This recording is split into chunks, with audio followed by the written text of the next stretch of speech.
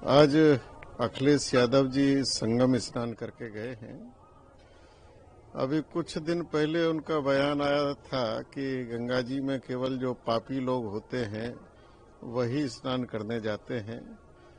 और मुझे बड़ा आश्चर्य है कि उस बयान के तुरंत बाद वो हरिद्वार में जाके गंगा जी में डुबकी लगाए, उसके बाद संगम में आके डुबकी लगाए हैं।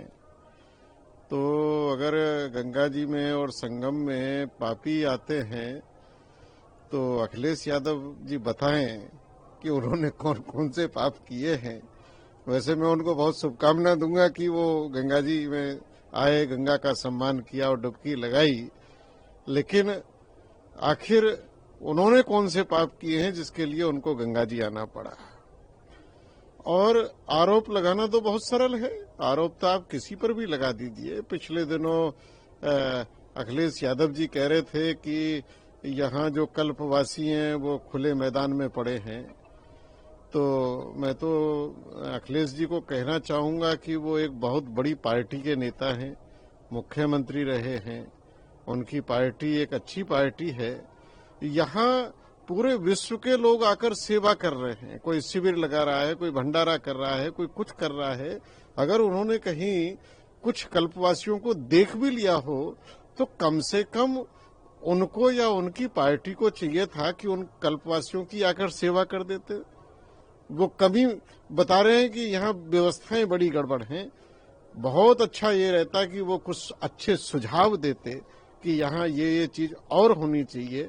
उन्होंने तो कुंभ के मेले की बागडोर एक ऐसे व्यक्ति के हाथ में दे दी थी जो इस देश को इस्लामिक देश बनाना चाहता था और जिसने भारत माता को डायन कहा।